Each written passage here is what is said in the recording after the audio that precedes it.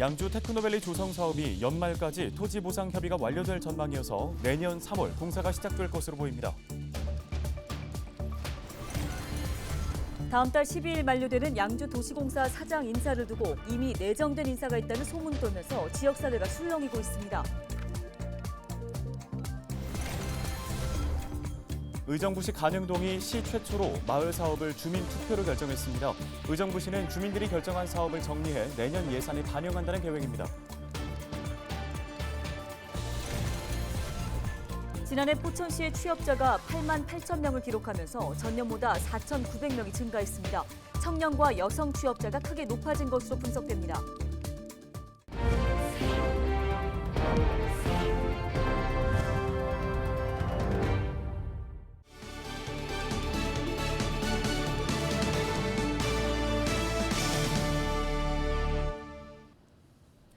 시청자 여러분 안녕하십니까? 헬로티비 뉴스입니다. 첫 소식입니다.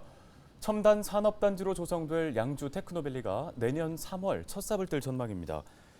양주시는 테크노밸리 조성 사업을 위한 토지 보상 협의가 연말까지 완료될 예정이어서 내년 3월 공사가 시작될 것으로 내다봤습니다. 양주 테크노밸리는 1,104억 원이 투입돼 오는 2024년까지 마전동 일대 21만 8천 제곱미터 부지의 규모로 건립됩니다. 테크노밸리가 조성되면 1조 8천억 원의 생산 유발 효과와 4,300여 명의 고용 유발 효과가 발생할 것으로 기대되고 있습니다.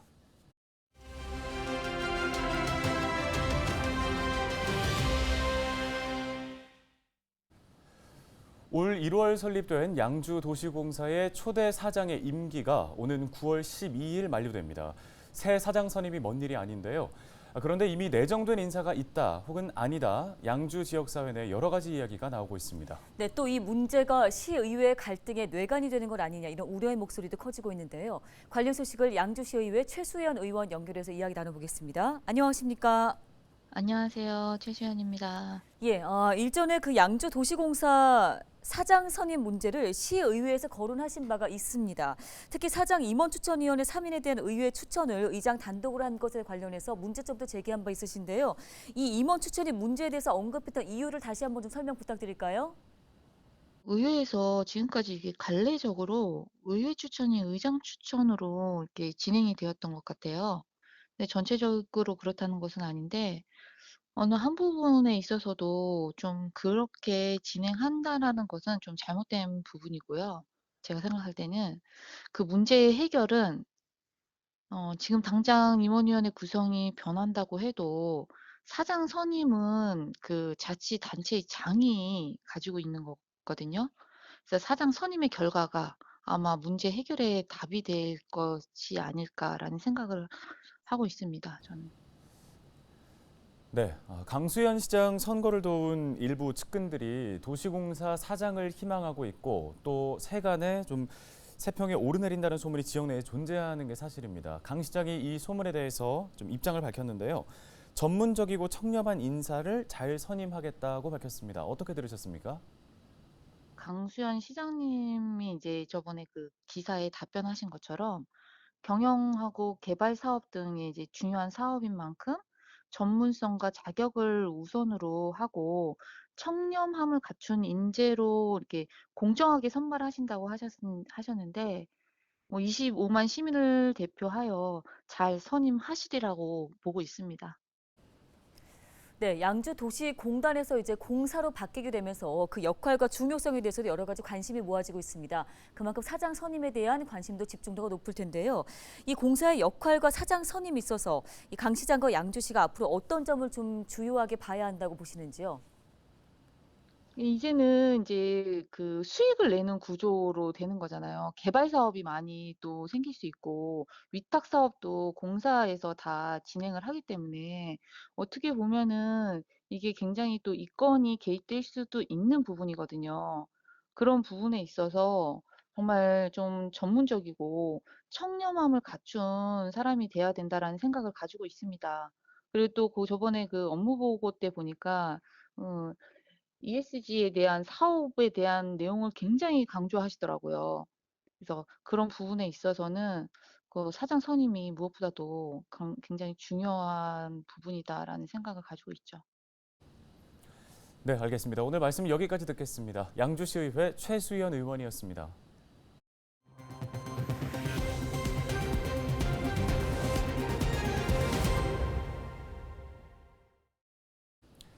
의정부시가 처음으로 각 마을의 사업을 주민 투표로 결정했습니다. 의정부시 가능동이 지난 24일 총회를 열고 올 하반기와 내년 주민자치 사업, 시 차원에서 추진할 사업 등 3가지 안건에 대한 주민 투표를 진행했는데요. 투표에는 주민 160여 명이 참여했고 내년 주민자치 사업으로 건강길 걷기 등 2개와 의정부시 사업으로 느티나무 은하수길 조성 등 3개를 각각 선정했습니다. 가능동을 비롯한 시의 14개 동은 지난 17일부터 28일까지 동별 주민총회를 열고 마을 사업을 선정했는데요. 의정부시는 주민들이 결정한 사업을 정리해 내년도 예산에 반영한다는 계획입니다. 경기도의 코로나19 신규 확진자가 11,894명 발생해 전날보다 7,900여 명 줄었습니다. 시군별로는 수원시가 1,079명으로 가장 많은 가운데 의정부 408명, 양주 180명, 동두천 112명, 포천 107명, 연천 30명 등입니다. 코로나19 전담병상 가동률은 54.1%로 전날보다 0.6%포인트 높아졌고 중증 환자 병상 가동률도 43.3%로 전날보다 2.7%포인트 올랐습니다. 재택치료자는 14만 6천여 명으로 전날보다는 6,800여 명 줄었습니다. 28일 오후 8시 20분쯤 연천군 전고급에서 왕복 4차로 도로를 달리던 승용차가 중앙분리대를 들이받았습니다. 이 사고로 60대 운전자와 동승자 3명이 다쳐 병원으로 옮겨졌습니다. 경찰은 음주로 인한 사고는 아닌 것으로 보고 정확한 사고 경위를 조사하고 있습니다. 포천시의 취업자 수와 고용률이 지난해보다 상승한 것으로 나타났습니다. 시는 지난해 8만 8천 명이 취업에 성공했다며 전년도보다 4,900명이 증가한 수치라고 밝혔습니다. 전체 고용률 역시 전년보다 3%포인트 오른 63.4%를 기록한 것으로 나타났는데요. 청년은 43.9%에서 5.3%포인트 올랐고 여성은 59.6%로 2.6%포인트 상승했습니다. 시는 올해 취업자 8만 9천 명, 전체 고용률 64.5%를 목표로 정하고 취업자 수와 고용률을 더 높일 계획입니다. 솥동구리는 친근한 이름으로 사람들이 한 번쯤은 들어본 곤충이죠. 하지만 지금은 우리나라 어디에서도 찾아볼 수가 없습니다. 국립생태원은 멸종위기 야생동식물 2급으로 지정된 솥동구리를 되살리기 위해서 체계적인 복원 사업을 펼치고 있는데요. 서희동 기자가 현장 소개합니다. 소나 말의 똥을 둥글게 굴리는 모습으로 사람들에게 익숙한 솥동구리는 지난 1971년을 끝으로 우리나라에서 자취를 감췄습니다. 전 솥동불기가 많이 봤는데 요즘은 언제든지 2마리, 한 마리는 땡기고 한 마리는 미고 그래 되겠어요. 옛날에 많았어요. 솥동구리가 사라진 이유로는 살충제와 항생제의 사용 증가, 방목형 축사의 감소 등 여러 요인이 꼽힙니다. 국립생태원 멸종위기종 복원센터는 우리나라에서 살던 솥동구리와 같은 종으로 밝혀진 몽골 지역의 솥동구리 430마리를 2019년과 올해 총 2번에 걸쳐 들여왔습니다. 센터는 토양과 일조량 등 여러 가지 환경 요소의 변화를 주며 솥동구리를 관찰 연구했고 야생에서의 수명인 2-3년 정도를 유지하며 번식에 성공하는 성과를 거뒀습니다. 솥동구리가 봄부터 겨울까지 1년간의 생활사는 어떻게 되는지를 파악했고 실제 동면과 산란 기간의 환경 조건을 파악하여 인공증식이 잘 이루어질 수 있도록 다양한 연구를 진행했습니다. 솥동구리 인공사육장은 시간별로 온도가 바뀌는 시스템을 구축해 낮과 밤의 기온 변화를 구현했고 적외선 조사기도 일정 간격으로 작동을 반복하는 등 자연 환경과 최대한 비슷하게 만들었습니다. 또 센터는 솥동구리의 먹이이자 알을 낳는 공간인 가축동의 질을 높이기 위해 퇴역 경주마 한 피를 기증받아 돌보고 있습니다. 센터는 인공증식장에서 쌓은 솥동구리 복원 기술력을 토대로 야외 대량 증식 시설을 만들고 자연 방사까지 성공한다는 계획입니다. 그동안 저희가 구축한 기술을 기반으로 이제 솥동구리 복원에 관심 있는 지자체라든지 서식지회 보전기관들과 그런 기술을 공유를 해서 이제 솥동구리 복원이 될 수 있도록 추진할 계획이고요. 솥동구리는 동물의 똥을 분해하는 과정에서 온실가스 발생을 감소시키고 하천으로 유출되는 분뇨량을 줄여 수질 개선에도 효과를 주는 자연 정화 곤충입니다. 멸종위기종 보건센터는 오는 2027년까지의 세부 계획을 세워 솥동구리의 체계적인 복원을 진행하고 있습니다. 솥동구리가 옛날 같이 사람하고 같이 살았으면 좋겠어요. 헬로티비 뉴스 서희동입니다. 네, 다음은 한 주간 경기도의 소식을 정리해드리는 주간 경기도 시간입니다. 정부가 1기 신도시 재정비 계획을 2024년으로 연기하자 경기도가 직접 재정비 사업에 나서 실현 가능성이 주목됩니다. 네, 또 수원 세모녀 사건과 관련해 도민 복지권 보장을 위한 한라인 개설 등 복지 시스템이 개선됩니다. 주간 경기도 김호 기자가 정리했습니다.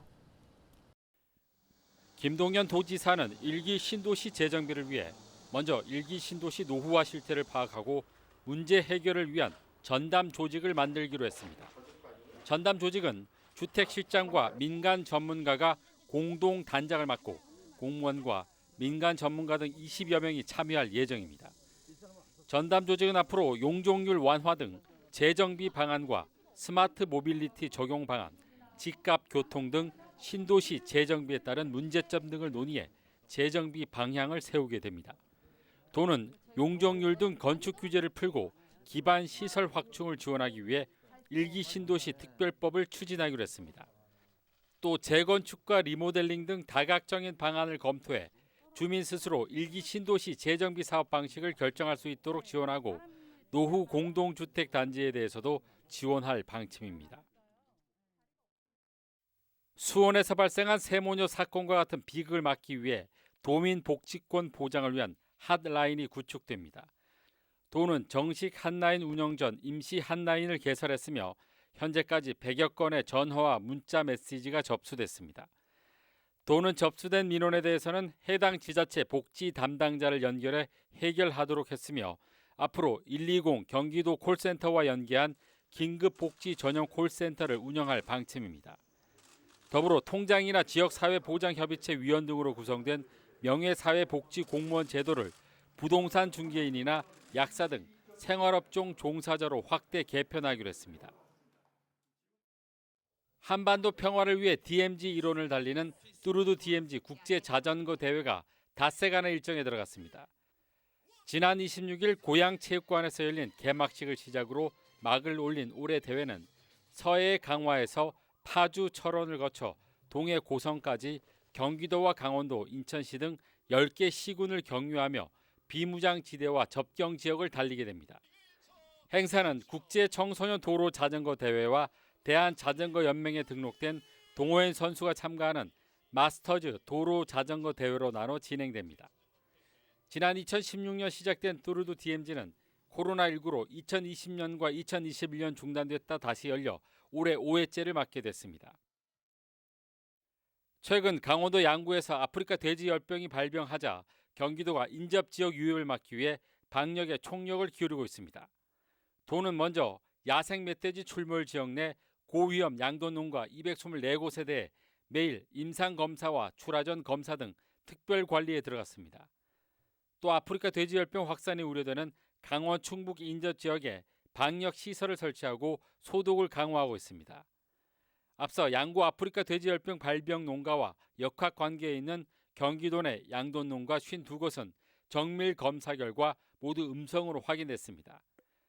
국내 아프리카 돼지열병은 사육돼지에서 지난 2019년 9월 처음으로 발생했으며 도내 농가에서는 2019년 10월 연천을 마지막으로 지금까지 발생하지 않고 있습니다. 헬로티비 뉴스 김호입니다. LG헬로비전 부천 김포방송이 한국케이블TV 방송협회 보도상을 받았습니다.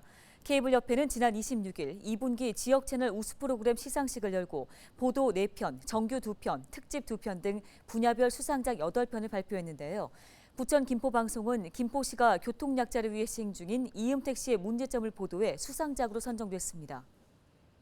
지역에서 매우 작은 이야기일 수 있지만 사실 그분들에게는 매우 절실하고 또 중요한 이야기라고 생각합니다. 그걸 공감하고 또 같이 해결해 나갈 방법을 찾는 게 지역방송의 역할이라고 생각하고 있고요. 앞으로도 그 역할을 다하도록 최선을 다하겠습니다. 뉴스 마치겠습니다. 네, 고맙습니다.